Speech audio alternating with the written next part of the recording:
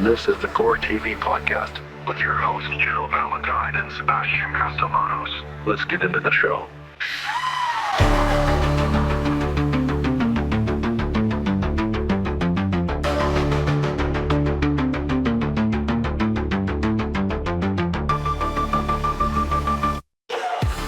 All right, everyone, buckle up because today we are diving deep into a childhood classic, but with a terrifying twist.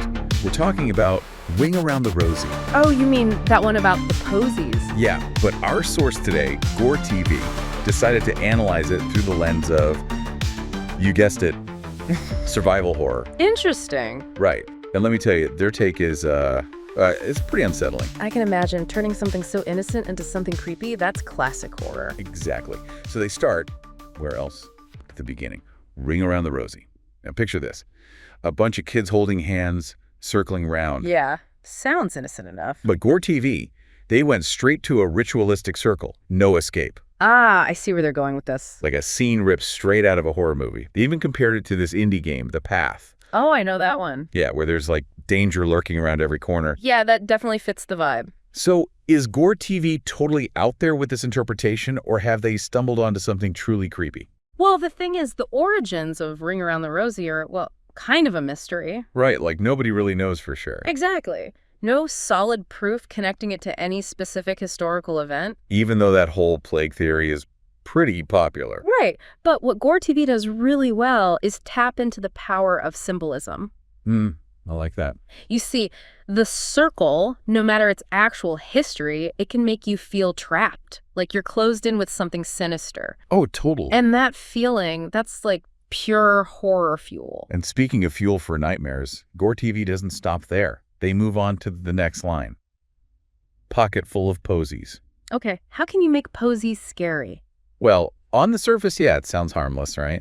But GoreTV suggests those posies, they might represent something a lot darker.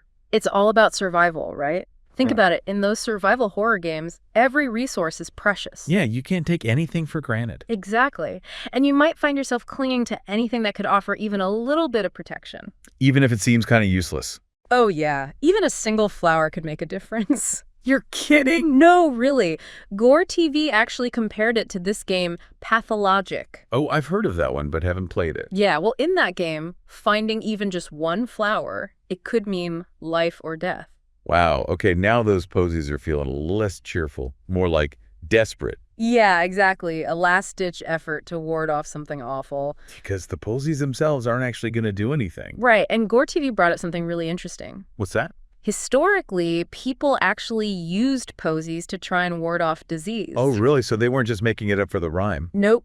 Adds a whole new layer to it, don't you think? Absolutely. Like those posies, they're not just pretty flowers anymore.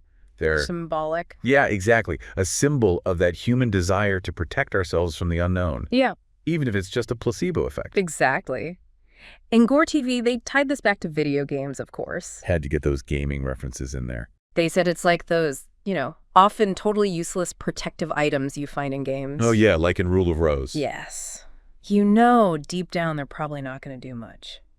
But you still hold on to them. Just in case. That little glimmer of hope. And it's that false sense of security that gets you in the end. And speaking of things not being what they seem, let's talk about the next line because it takes a sharp turn. Ooh, which one is that? Ashes.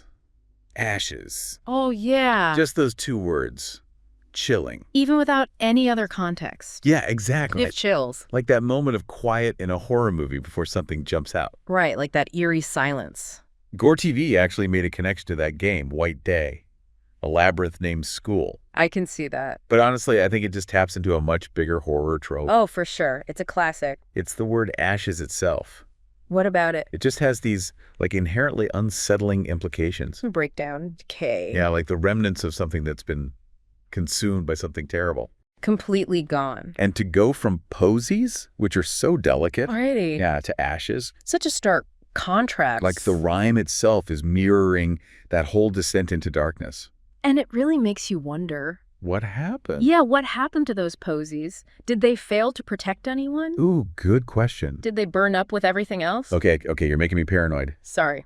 But seriously, though, That imagery is powerful. And when you think about it in the context of, say, the Black Death, it makes it even more terrifying. Definitely not a bedtime story anymore. No kidding. It's that mix of the familiar with the deeply unsettling that makes it stick with you.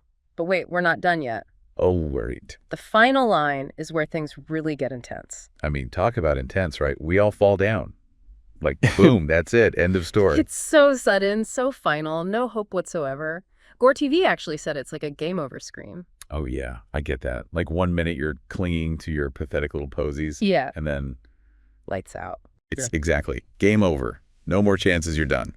And GoreTV really emphasized that it's not a gentle falling down either, is it? Oh no, definitely not. Like you're not just tripping over your own feet in this circle. More like being completely overwhelmed by some powerful force. Yeah, something you can't escape.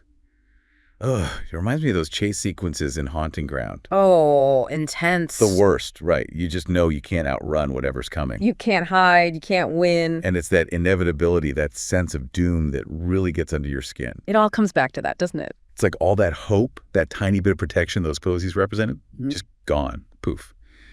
So I have to ask, after all of this, after this deep dive into Ring Around the Rosie as some kind of twisted horror story, what's the verdict? I think GoreTV made a really compelling argument, don't you? They did. Like, it doesn't even really matter if the rhyme itself has some dark, secret history. The point is the imagery.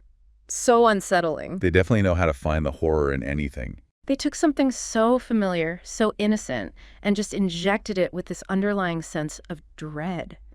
It's brilliant and terrifying at the same time. Yeah, and totally effective. I don't think I'll be able to hear that rhyme the same way again. Me neither. But isn't it kind of amazing? What's that? How something as simple as a children's rhyme can still have these, like, hidden depths, and that we can still uncover them even after all these years. That's a good point. Well, I think we all need a little lightheartedness after that deep dive into darkness. I agree. So, next time on the show, we're talking about something a little more upbeat.